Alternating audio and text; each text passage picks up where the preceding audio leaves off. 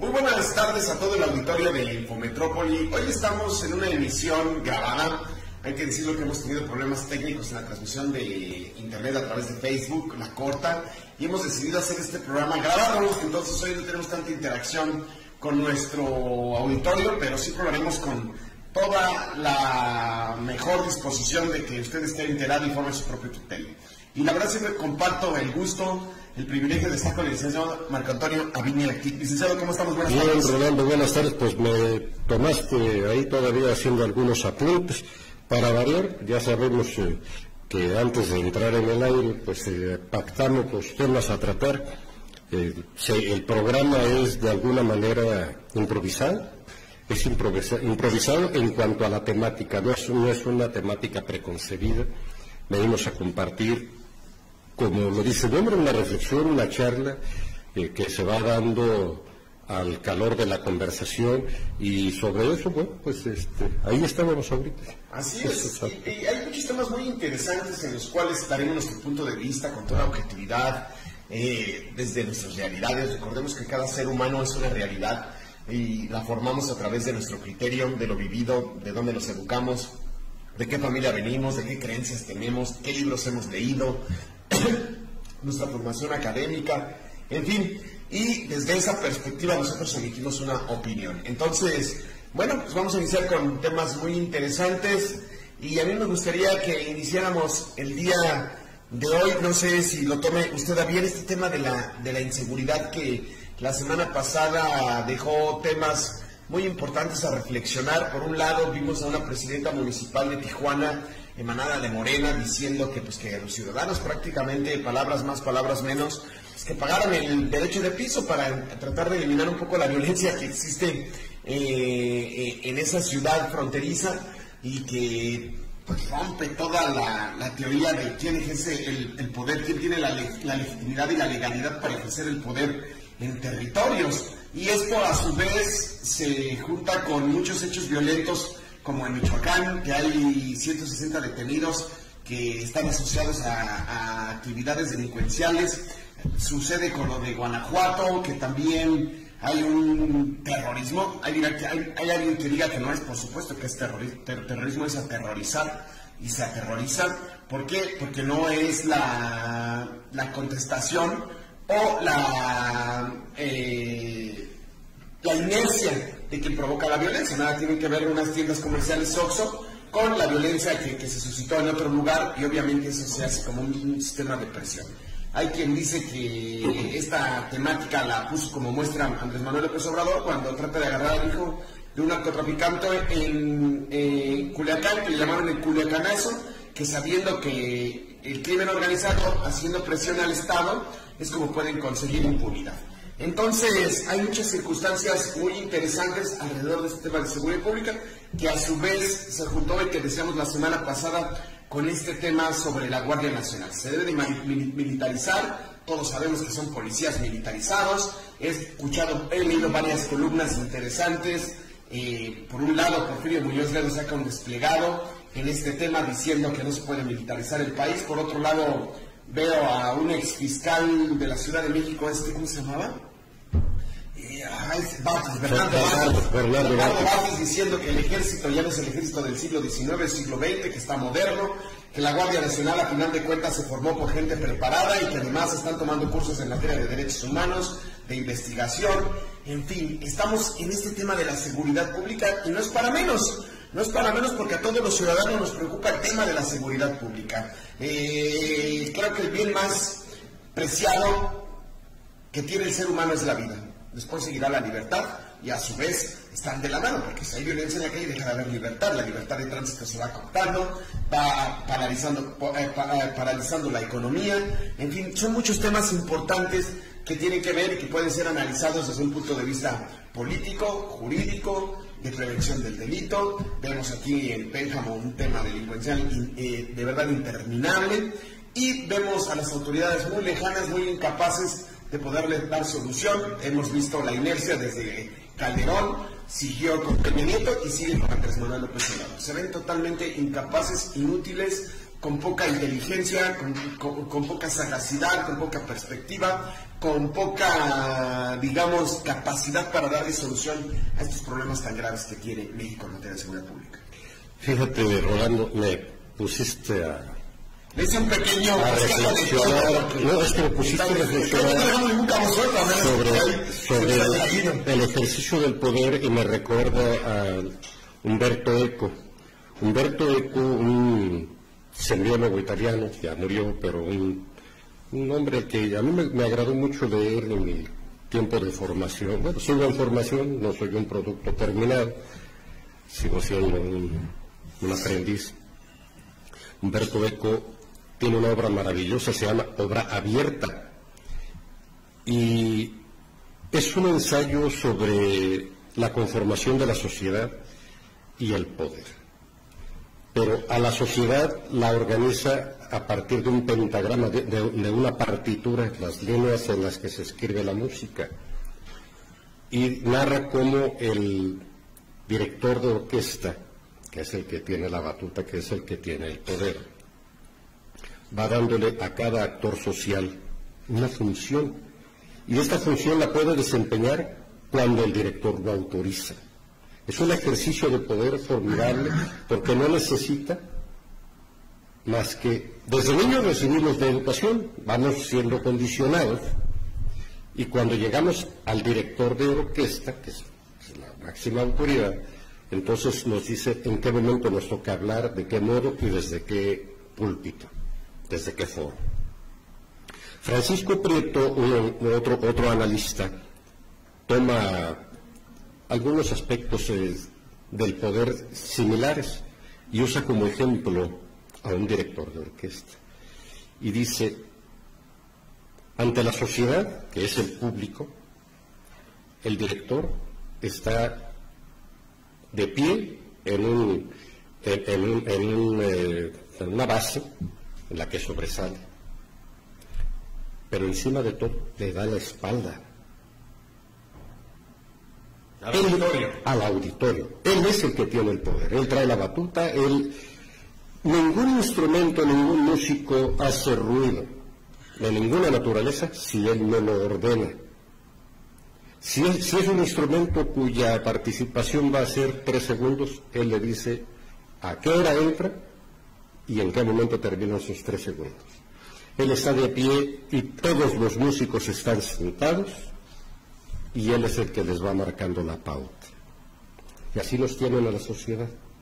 Nos han enseñado, ya he comentado las 3 fases del proceso educativo, de que hay un programa encubierto y un programa descubierto. El programa descubierto, bueno, pues son las materias formales en sí, pero el programa encubierto es donde nos enseñan a llegar temprano a la escuela, a obedecerle a alguien que no conocemos y a llevar tarea a casa.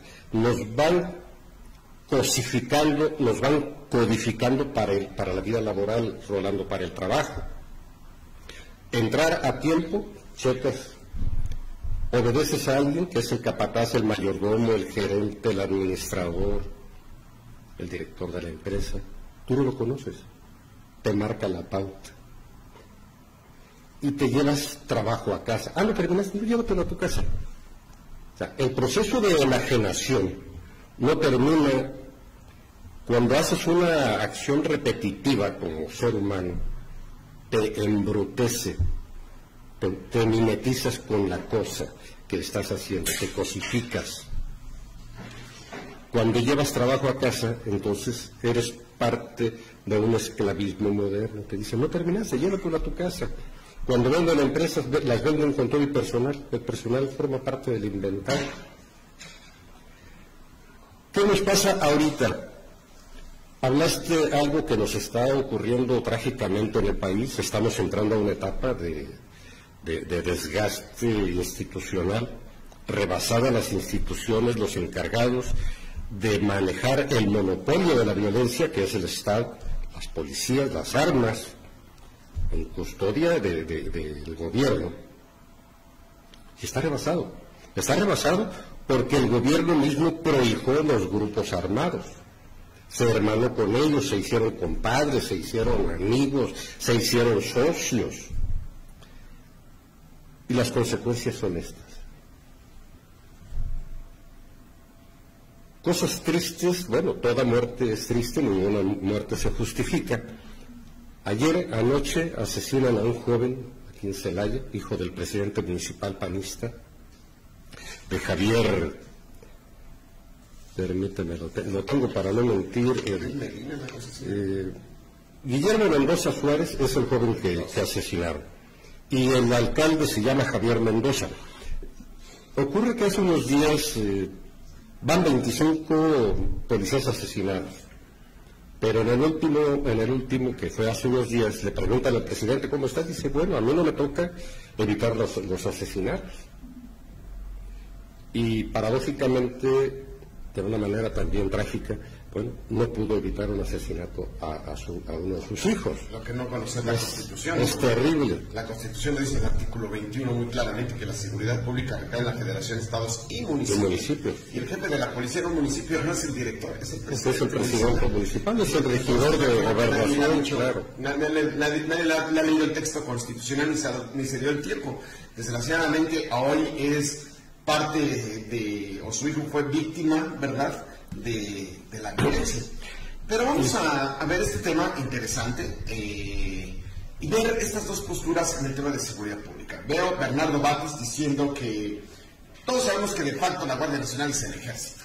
Vamos a ver, todo el mundo lo sabe que son las Fuerzas Armadas, sea la Marina, sea el Ejército, sea la Naval, lo que usted quiera, Agustín mande, Andrés Manuel hizo esta reforma precisamente, cosa que se había equivocado cuando trató de sacar la ley de seguridad pública Peña Nieto, que quiso hacer una ley secundaria. Ahí le promovió una acción de inconstitucionalidad. ¿Qué es una acción de inconstitucionalidad? Bueno, que una norma secundaria no esté en sintonía con el texto constitucional. Recordemos que nuestro máximo ordenamiento jurídico es la Constitución, que es donde se establecen los valores y principios que permearán el sistema jurídico mexicano. Entonces, como la ley era una ley secundaria, no estaba en sintonía y permite mecanismos de control constitucional, la misma Constitución, y una es la acción de inconstitucionalidad. Entonces, en nombre de inconstitucionalidad de Peña Nieto, Andrés Manuel se pone muy listo y hace una reforma constitucional cuando tenía mayoría calificada. Recordemos que para reformar la Constitución se necesitan 17 congresos locales más el 3/4 partes de los congresos de la Cámara de Diputados y Cámara de Senadores. Entonces, esto es lo que se requiere para hacer una reforma constitucional y se hizo. Ahora quiere un poco entregarlo, y por una parte Bernardo Batis, que es una persona más allegada al presidente de la República, que dice, bueno, vamos a quien forma la Guardia Nacional pues es gente preparada, gente que ya tiene respeto, y que ya no, la milicia, dice la Constitución, que los militares deben de estar guardados y deben de salir para proteger la soberanía nacional. La soberanía es a través de fuerzas extranjeras, ¿verdad? Cuando alguien quiera poner sus plantas, ¿verdad? Cuando si un extraño enemigo, diría el himno nacional, quisiera establecer las plantas de nuestro suelo, más si osar un extraño enemigo profanar con sus plantas tu suelo. Su suelo, exactamente, entonces tendrá el ejército para defender esa soberanía. Pero ahora, ¿quién es el enemigo? En este siglo XXI, ¿no? Poniéndome como abogado del diablo o defendiendo un poco lo que dice Bernardo Batis. Bueno, hoy el ejército hace aeropuertos, hoy el ejército tiene el plan DN3 en casos de catástrofe, sale afuera, está construyendo. Y entonces ahora esto es lo que se está planeando por lo menos. Pero por otro lado dice Porfirio Muñoz, que para mí es el máximo referente en la política por arriba de Andrés Manuel López Obrador, por su dialéctica, por su conocimiento, por su trayectoria, y que también pues tiene intereses políticos. Esto no lo decía cuando era presidente del Congreso y cuando era morenista, ¿no? Ahora está siendo un férreo, creo que se está volviendo en alguien, el opositor más importante de Andrés Manuel López Obrador, por lo menos desde la izquierda. Tiene muchos opositores como Marco Cortés, como Dante Delgado, que escribe sus cartas hablándole de tú al presidente, pero no tiene legitimidad. Quien sí tiene legitimidad puede ser Porfirio Muñoz Ledo. Entonces él dice, no, pues quieres militarizar al país, sabemos que es como una traición a la patria, poner los soldados para que ataquen a los mexicanos. Por más delincuentes que sean, no se puede eliminar a los ciudadanos a través del ejército. Entonces Andrés Manuel sale en una mañanera minimizando todos estos ánimos y dicen que los conservadores quieren hacer una propaganda política con el tema de seguridad. A mí se me hace algo muy irresponsable de Andrés Manuel. Vimos también un video por ahí en donde tratan de secuestrar a una persona aquí en Michoacán, no se deja, y se oyen los disparos cuando lo eliminan al señor, ¿verdad?, enfrente de su familia. Entonces, pues yo creo que Andrés Manuel tendría que tener un poco más de empatía y decir lo que está sucediendo. Pero aquí es donde lo vemos, y siempre es donde lo he dicho. Los mexicanos estamos en medio de la clase política.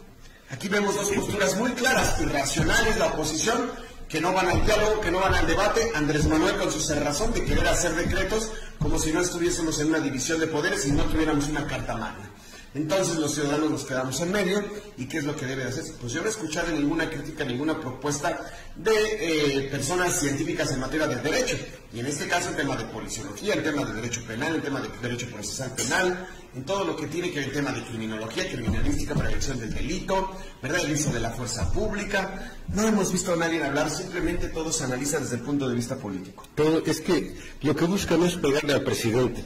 No les interesa la situación nacional porque además el problema de México sí es ya de seguridad nacional. Pero ¿a quién le conviene? Debemos considerar a través de la historia las lecturas que dejan las lecciones de invasiones. ¿Quieres acabar con un país? Ya no se trata de invadirlo militarmente. Divídelo. Polariza a la sociedad, divídelo y vas a debilitar cualquier acción. Si al gobierno le quitas fuerza, capacidad de convocatoria, vas a minimizar mucho de su poder. Vuelvo al ejemplo del director de orquesta, del pentagrama musical. Si nos dan una partitura y no la cumplimos como sociedad, algo está fallando. O falla el director al marcar tiempos, o fallamos los ciudadanos al tomar los tiempos y participar en lo que nos toca. ¿Qué es la función de un ciudadano? La democracia, Rolando, lamentablemente hemos confundido con que yo voy, voto y me regreso a mi casa. Esa no es la democracia. Ese es un ejercicio de una parte para construir democracia. La otra es el empoderamiento de las opiniones, el participar en la toma de decisiones de carácter público y en presionar a los funcionarios de elección o de designación para que cumplan, para que funcionen. No se vale que alguien entra a un cargo y luego dice, lo estoy haciendo muy bien, nadie lo ha hecho como yo. Espérate, vamos a ver los resultados de tu trabajo, los resultados de tu administración. ¿Por qué? Porque es muy fácil hablar de sí para empoderarme y para tener el don y la capacidad de convocar y de decir, sin mí no llegas a ningún lado. Y entonces, ¿qué hace el ciudadano? Cae en el juego, en la dialéctica y dice, tengo que ver a esta persona para poder resolver mis problemas. Si no es por él, no la voy a librar. En lugar de llegar y decirle, oye, oiga, respetando la jerarquía, los cargos, requerimos esto los ciudadanos, o yo en lo personal requiero esto. No es un favor personal, es una atención al ciudadano. Y se confunden, creen que te están haciendo un favor. Y esto se traslada a todas las instituciones. ¿Qué ocurre en el ISSSTE? Tú vas al ISSSTE o al Seguro Social o a los hospitales públicos y los que viven dentro, los que trabajan ahí, viven de los que estamos fuera.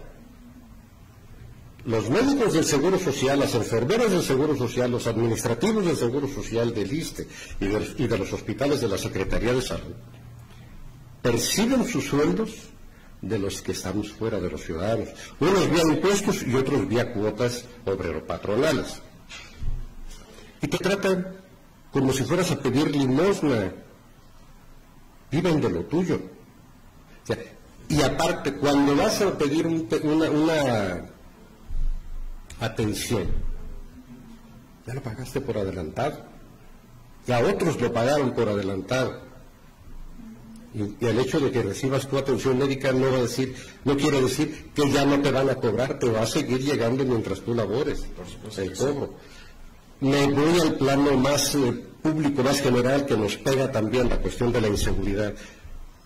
Todos los impuestos llevan una carga para la seguridad, para la tranquilidad, la inversión. ¿Cuál es eso, la inversión? Lugares públicos para que vayas y tengas ocio con seguridad y con cultura, los parques, las áreas verdes, las calles, las banquetas, la policía. La famosa vía pública. La vía pública, 2. Entonces, no hay por qué el Estado reconocer que hay un órgano poderoso de facto que está facultado, o no, al que hay que pagarle cuotas. Entonces que renuncien a los cargos y que dejen en manos, ya lo platicábamos, por fortuna, hasta ahora el narcotráfico no se ha planteado la toma del poder político, lo de ellos es otra cosa, es el trasiego de drogas, de andar en las porquerías en las que están metidos. No tiene que ver con la administración pública ni con la administración de la justicia, aunque hay quienes van y acuden a ellos, oye, es que este no me paga, y ahí van ellos como cobradores. Le cobran al que debe y le cobran al que los contrata. Son malas prácticas. ¿Por qué? Porque las mismas autoridades han fallado, las autoridades judiciales, las autoridades administrativas, los que se encargan de dirimir ese tipo de diferencias, siempre se cargan hacia algún lado. Y normalmente se cargan en favor de quien paga. O sea, trabajan bajo contrato. No trabajan en beneficio de la colectividad, no buscan hacer justicia, buscan aplicar la ley. Y la ley, pues siempre tiene sus vericuetos. Eso es lamentable porque han hecho de la Constitución algo que era muy sencillo, lo volvieron algo muy complejo. ¿Por qué? Porque ahora casi tiene que ser como tú, especialistas en la temática para poder entenderle. Entonces, el ciudadano común, ¿cómo nos vamos a defender ante una injusticia? La ley tiene que ser muy clara. Y otra, la reforma educativa que viene, ojalá contenga clases de derecho desde primaria, mínimos de tercer año de primaria, para irnos dando cuando menos un sentido común, una aproximación a las leyes. ¿Por qué? Porque todos los ciudadanos, corrijo, no todos, casi todos los ciudadanos ignoramos nuestros derechos y obligaciones de carácter legal. Lo hacemos porque nos empujan, porque nos jalonean, porque nos advierten. O sea, trabajamos bajo amenaza, bajo coacción, pero no lo hacemos porque estemos convencidos o porque tengamos una conciencia cívica, un conocimiento de que así debe ser. ¿Por qué pagamos impuestos? Antes eran tributo al rey. Hay una anécdota de están unas personas y dice, fuimos al rey, nos quejamos, le decimos que somos pobres, que tenemos frío, que no nos alcanza para comprar cobija, y duerman juntos, caliéntense entre ustedes, pero tenemos un caballo y no podemos alimentarlo. No tengas caballos. Oye, pero pasamos problemas también para alimentarnos nosotros, coman menos. Dice, entonces vimos las indicaciones del rey, nos reunimos, tomamos acuerdos y nos deshicimos del rey. Ya vivimos bien. Pues con lo que sucedió con el rey Sol en la Revolución Francesa, cuando dijo María Antonieta, no tiene pan, y con toda la ironía del mundo y poca empatía, pues que coman pastel. ¿No? Entonces les dieron guillotina. Acá hay un tema muy interesante. En días pasados nombraron a la sucesora de Delfina Gómez, quien será candidata de Morena al Estado de México, que venía fungiendo como secretaria de Educación. Entonces nombran a Leticia Ramírez, quien había venido desarrollando el cargo de secretaria de Atención Ciudadana, una maestra, una persona que ha participado en el sindicalismo. Me estuve viendo un poco su currículum y también hice un pequeño análisis de cómo todos los gobiernos, todos, incluso han mandado a la jodida la educación. Y tal es así que recordemos que quien inició en el gobierno de López Obrador fue Esteban Moctezuma, un fifí. Esteban Moctezuma es un alfil de Ricardo Salinas Pliego, todos lo sabemos. En su momento fue secretario de Gobernación con los priistas, o panistas, no me acuerdo si con el PRI, con el PAN, estoy seguro con el PRI. Con el PRI. Fue secretario de Gobernación, una persona que de educación sabe muy lo que poco tiempo, fue quien lo pusieron, Andrés Manuel lo puso como secretario, sale él y entra Delfina Gómez, y ahora, es decir, en casi 3-4 años hemos tenido 3 secretarios de educación. Eso quiere decir que solamente están improvisando quién pueda dirigir la educación. Fíjense nada más cómo hemos menospreciado la educación en este trienio. Pero hay quien dice, a ver, vamos a voltear a ver en sexenios pasados quiénes han tenido educación. Bueno, pues tuvimos a un verdadero impresentable como Aurelio Nuño, aquel que decía leer, pues nada que ver. ¿Quiénes, por ejemplo, han estudiado educación? Pues ninguno de estos personajes han estudiado educación, ¿no? También estuvo, por ejemplo, Josefina Vázquez Mota. Estuvo Porfirio Muñoz Ledo. Así es. José Vasconcelos. Jaime Torres Bodet. Sí. Entonces volteamos a ver quiénes han sido secretarios de educación en otros tiempos. Bueno, pues estuvo Josefina Vázquez Mota. Fíjense qué personajes con el PRI. Yo recuerdo a Emilio Chauffet, un verdadero rata. ¿Qué para saber de educación? ¿Cómo es la misma constancia de nombramientos o de estrategias para la educación? Si usted se pregunta por qué estamos en México, bueno, porque tenemos este tipo de gente tratando de darle sentido a la educación en nuestro país. Tenemos un grave problema. Y ahora pues estamos en la última parte ya de este sexenio, en donde llega un relevo, pues ¿qué va a hacer? Sí. Desde el fin no conozco absolutamente que haya hecho absolutamente nada. Yo creo que un desastre en la pandemia. Esteban Moctezuma, bueno, ¿qué sabía de educación? Entonces, caray, creo que ha sido un verdadero fracaso para la administración de Andrés Manuel, y lo digo con todas sus letras, y no estoy diciendo que los otros lo hayan hecho mejor, por supuesto que no. En este programa la crítica, desde por lo menos mi perspectiva, viene de la izquierda. Entonces, pues bueno, anunciaron con bombo y platillo con el tema de la educación las universidades Benito Juárez, pues que no han servido absolutamente para nada, ¿verdad? Estaban diciendo que habían salido 600 graduados, que no son universidades. Hay quien sale en la defensa de Andrés Manuel que dicen, bueno, han llegado a lugares en donde nunca se había llegado a la educación, y entonces por lo menos pues 600 personas han titulado en todo el país de estas universidades. El tema educativo ha sido un verdadero fracaso. A las autoridades no les interesa. Siempre he dicho que por eso les conviene tener pobres, les conviene tener ignorantes, sea el gobierno que sea, PRI, PAN, Morena, hoy en día les va un cacahuate la educación en México. Y eso es el pilar de un cambio, cualquiera. Si no hay educación, si no hay un esquema sólido, basado, como lo que México requiere, basado en una identidad nacional, un nacionalismo, no vamos a progresar, Rolando, de verdad. El tipo de educación que estamos viviendo ahorita, las reformas que se hicieron a partir de 1982 para acá, lo único que hicieron fue garantizar la expulsión de niños para transformar a todos esos futuros ciudadanos en mano de obra.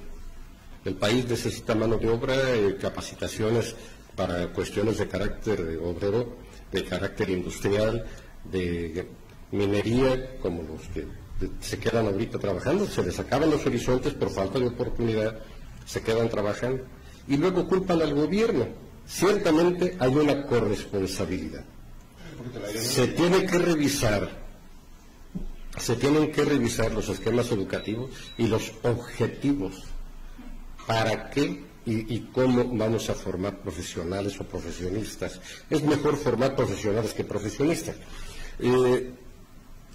Se me viene ahorita el caso, aquí tengo anotado, van un poco más de 580 médicos contratados de los más de 10.000 que requiere el país para hacerle frente en inmediato a las necesidades de atención médica especializada en lugares alejados, en lugares pobres.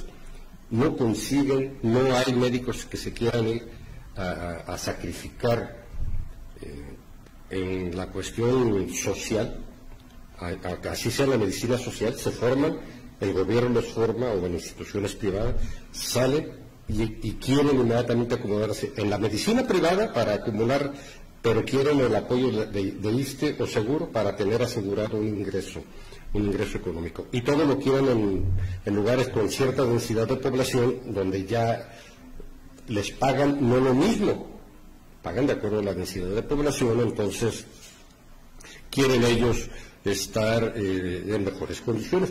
Y es entendible, pero luego se satura de médicos una población y hay una carencia de médicos en otros lugares donde niños y gente de toda la edad, de todas las edades mexicanas, mueren por enfermedades prevenibles o por enfermedades curables, por simples diarreas, por simples estornudos. Se asfixian porque no hubo quien les diera un expectorante, quien les diera un broncodilatador. Entonces, esa falta de cohesión ideológica, de cohesión social, de mística, no nada más para ser médico, sino para, como médico, servir a la comunidad, es lo que nos tiene así. Y lo otro, que el presidente de la República recalca muy seguido, cerraron las matrículas, fueron reduciendo los espacios de manera que quitaron oportunidades y a alguien que entraba a medicina lo convirtieron en enfermero o en enfermera o lo hicieron cambiar de horizontes profesionales e incluso abortar sus estudios y quedar a merced de otro tipo de empleos. Recordemos, yo recuerdo mucho cómo Lázaro Cárdenas reformó el artículo 3º constitucional que versa sobre el tema educativo y decía que era una educación socialista. Y después de esta reforma educativa impulsada por Salinas de Gortari, la educación tomó tintes más europeos, en base a competencias, con otros tintes, ¿verdad? En donde dejaron afuera las cuestiones cívicas, en donde dejaron afuera la memoria. Por delante del individualismo. Dicen que para terminar con un pueblo, primero hay que eliminar la memoria, hay que implantarles otra historia, y así podrán ser manipulables, y podrán convertirse en instrumentos de quien los va a gobernar o quien los va a tiranizar.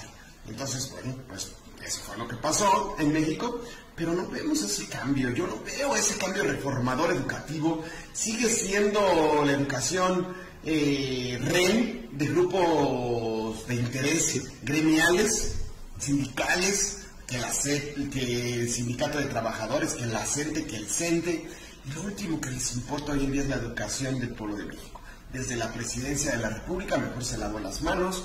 Lo que pasó con Calderón, ha pasado con Peña Nieto, está pasando con Andrés Manuel López Obrador, en fin, que parece un poco más de ocurrencias que de estrategias, y que yo no sé cómo. Alguien me ha preguntado a mí: oye, Rolando, ¿tú ves próximamente un cambio en nuestro país? Le digo, no. ¿Por qué? Porque estos son los elementos que me hacen decir que estamos en un retroceso total en el tema educativo. Estoy de acuerdo con ustedes. Hay quien dice, y también he escuchado voces que dicen, bueno, la educación no soluciona mucho.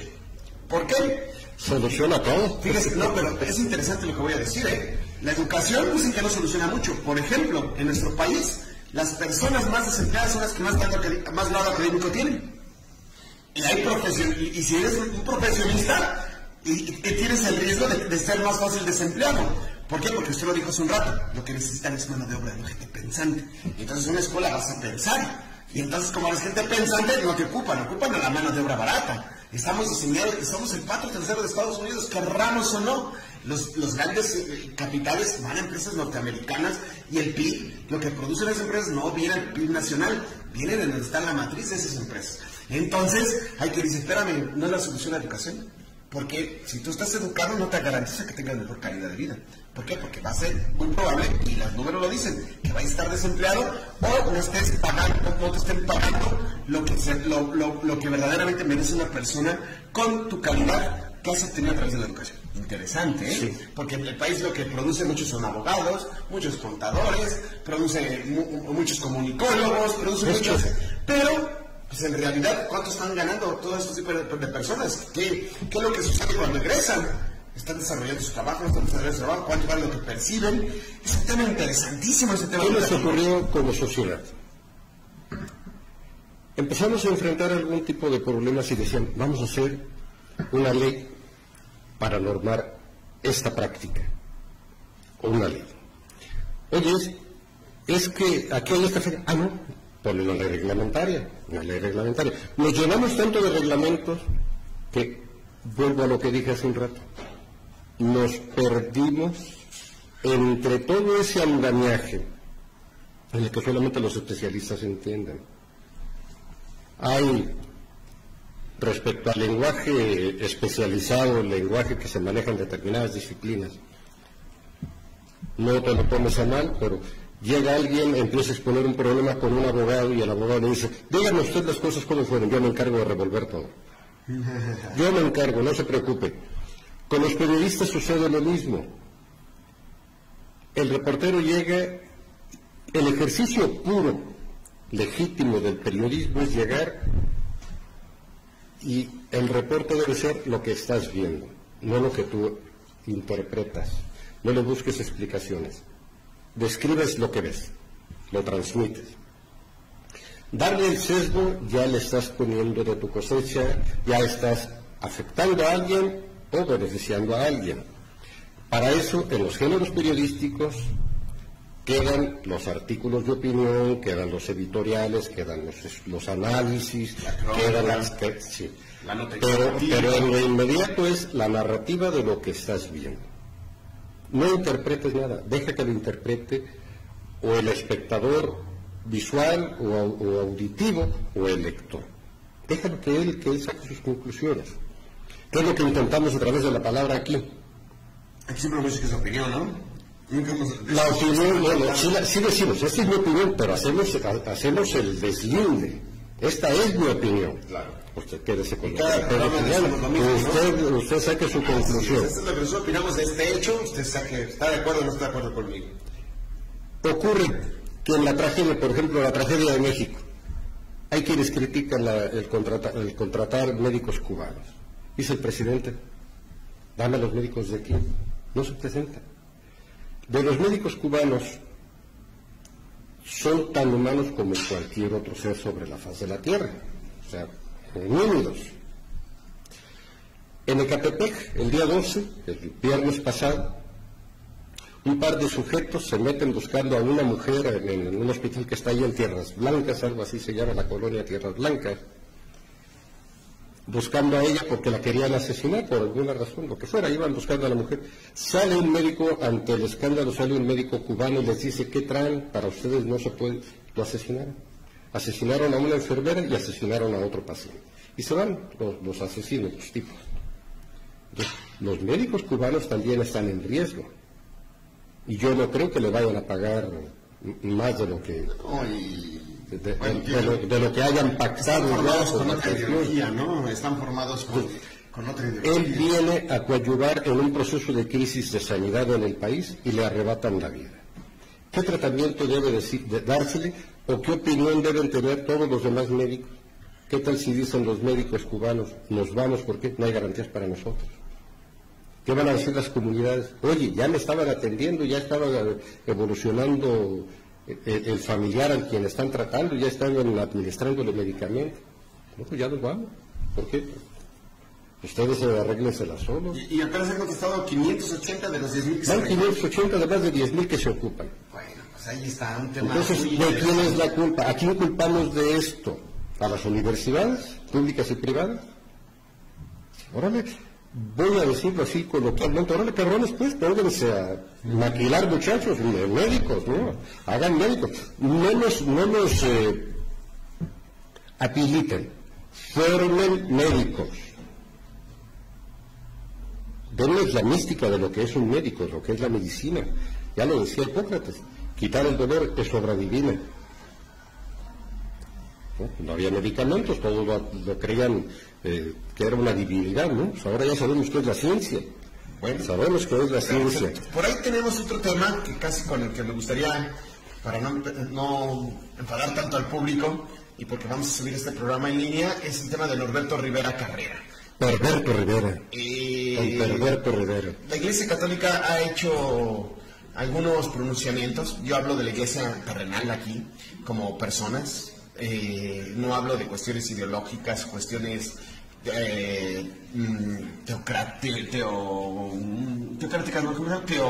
teológicas, esa es la palabra. Cuestiones teológicas, no. Simplemente la Iglesia, que nuestra historia de nuestro país está muy separada, tiene que estar por mandato constitucional separado el tema religioso del tema público, ¿verdad? La separación Iglesia-Estado es fundamental en nuestro país por la historia que mucha gente murió con la Revolución Cristera, ¿verdad? Porque fuimos conquistados por un rey y ejercieron el poder divino a través de las armas. Tenemos una historia muy sangrienta a través de cuando fuimos un estado teocrático, y entonces la Iglesia ha intervenido en temas políticos sobre cuestiones delincuenciales. Yo no estoy hablando qué tipos de delitos, óigalo bien, en el cual han criticado el tema de la seguridad pública, la Iglesia ha manifestado, pero Norberto Rivera está siendo investigado por un tema de lavado de dinero, que es otro delito. No es menor. Hay quien habrá delitos de sangre. Cuando se llama crimen, estamos hablando de un vocablo que se habla de sangre, ¿verdad? Pero de delitos es delictum, apartarte del camino, ¿verdad? Ese es el vocablo latino. Y entonces, pues, delinque como el que mata, como el que se roba el dinero, o el que hace, o de manera indirecta, lava dinero de personas que privan de la vida, o que han dejado de suministrar dinero a alguien que le ha llegado para poder paliar la pobreza que tiene, y entonces alguien ha tenido que salir a delinquir para poder llevar, en fin, de manera directa o indirecta, termina con situaciones de seguridad, de libertad y de la vida. Y Norberto Rivera está siendo, por el FBI, investigado sobre un tema de lavado de dinero. Y Norberto Rivera pues, es uno de los jerarcas de la Iglesia Católica de nuestro país. Junto con un empresario, están asociados por ahí un empresario de nombre, bueno, no tiene caso mencionar, pero sí está el FBI ya con varias pruebas. Vamos a ver qué es lo que pactan, porque también saben pactar ellos con delincuentes, ¿no? Entonces, va a decir el otro que se puso a lavar almas para mandarlas al cielo, limpias y puras. Alejandro Encinas declaró hoy que el crimen de los 43 jóvenes de Ayotzinapa fue un crimen de Estado. Él, con los elementos que tiene ya de la investigación que han realizado, entrega un informe, un avance de su informe al presidente de la República, y dice que la policía de Iguala, por ahí en Ayotzinapa, detuvieron el camión, parece que el camión que secuestran, que eligen secuestrar a los estudiantes, era usado por grupos de narcotraficantes para el trasiego de drogas. Y entonces ese camión estaba cargado con porquerías. La policía retiene el camión, entrega a los estudiantes como si fueran miembros de una banda rival, un cártel, y se los entrega a Guerreros Unidos, el cártel predominante ahí, y estos los asesinan a los 43. No les dieron la oportunidad de defenderse, de explicar que lo que ellos estaban haciendo, una movilización para ir a la Ciudad de México, preparándose, porque esto fue en septiembre, a mediados de septiembre, iban a ir a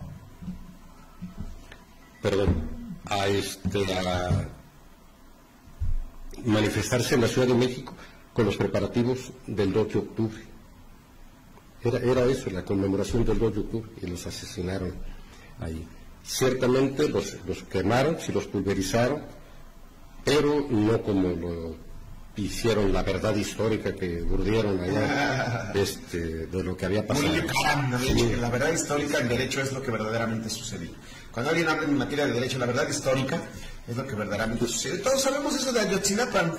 El problema es que ya sabemos qué pasó. Eso que dijo Encinas, obviamente todos lo sabíamos. Acá el problema es, ¿y los responsables? Sí, pues están Acá, viendo la hora a mí lo que me interesa que diga Encinas, me diga, estos son los responsables.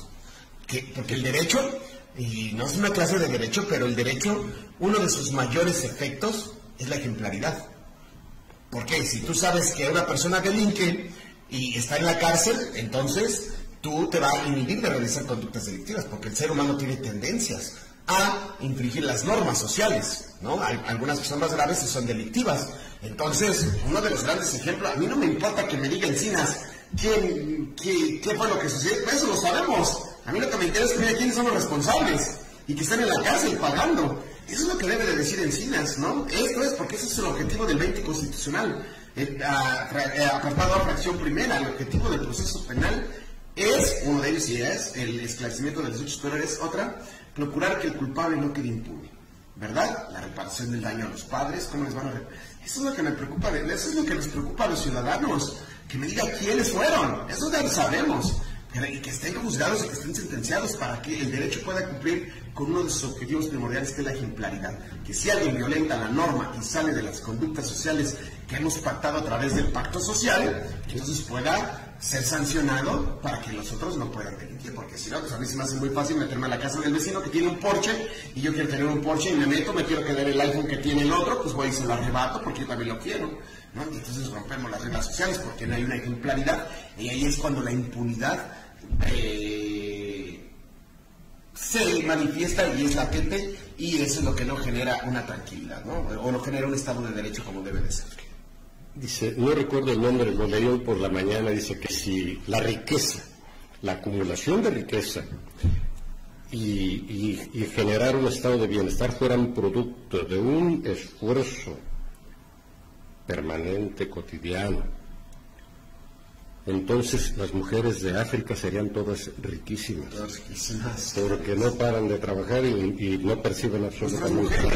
Nuestras mujeres, la mujer indígena, todas las mujeres trabajan casi 24 horas, yendo a trabajar, haciendo las tortillas, poniendo los frijoles, sembrando, dándole al marido, planchando. No nada más las mujeres indígenas, hombre, las mujeres en nuestro país. La mujer que aquí en nuestro país es pesado llevar un hogar. Vayan en las mañanas, circulen, yo que circulo de Pinosola a La Piedad muchas veces por la mañana, están muchas mujeres esperando el camino para venirse a laborar y buscar el trabajo. Pues creo que tenemos otro asunto por ahí, que Lupita tiene que salir a cubrir un evento. Bueno, pues nos vamos, pero nada más rápidamente. Tijuana, a propósito, Tijuana tuvo una noche, la de ayer, una noche crítica de los ciudadanos aterrorizados. Estuve en contacto telefónico con un amigo allá y dice que ayer estuvieron pasando camionetas con altavoces, con gente armada, advirtiéndole a todos los ciudadanos que nadie en la calle, que era un toque de queda, y dice, ni marinos de Guardia Nacional, ni militares, ni policías, nadie en la calle. Ahí está el estado de excepción. Entonces, es lo que estamos viviendo en México, y de verdad tenemos un problema grande de seguridad, y que lo peor de todo es que no vemos, por lo menos de los responsables, porque hay quien dice, el presidente no es el culpable de que están quemando, no es el culpable, pues es el responsable, ¿verdad? Él es el responsable de nombrar quienes hace, qué es lo que se está haciendo. Los responsables, los presidentes municipales no son culpables, porque el culpable es el que realiza la conducta directa, ¿verdad? El que está realizando y que está causando los efectos. No, él no es el culpable. Pero sí es el responsable, ¿verdad? Porque para eso protestó, ¿verdad?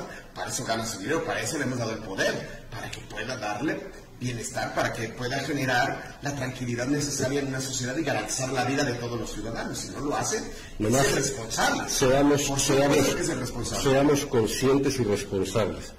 Este proceso de descomposición que estamos viviendo y que ahorita se ha agudizado porque ya se empiezan a sentir también ciertas medidas, tiene muchos años. Tenemos 32 años de descomposición social, de descomposición política, de perversión de las autoridades.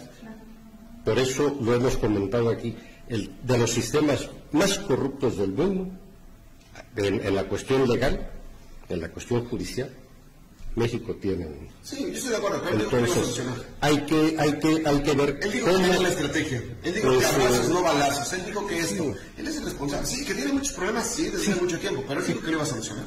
Él dijo que como el ejército iba a estar en las calles, que eso violentaba quién le quiere sacar. Entonces, esos son problemas que tenemos que solucionar y que los ciudadanos tenemos que alzar la voz. Tenemos que involucrarnos. Tenemos muchos que causaron esto, el estupidismo de Calderón, el totalmente desadaptado Fox, Peña Nieto, obviamente, pero él dijo que lo va a solucionar. Estamos hablando de este presente y de lo que estamos viviendo. No se puede decir, están haciendo propaganda política a través de maximizar los temas de violencia. No, señor.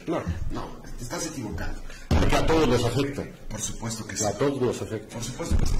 Pues bueno, licenciado. Un saludo a nuestro amigo hermano, a Jesús Lemus, el guerrillero de la palabra libre. Así es, un fuerte abrazo. Que ha estado ocupándose de nosotros también esta semana. Muchísimas gracias y un saludo a todos y pues bueno, echarle ganas y para adelante.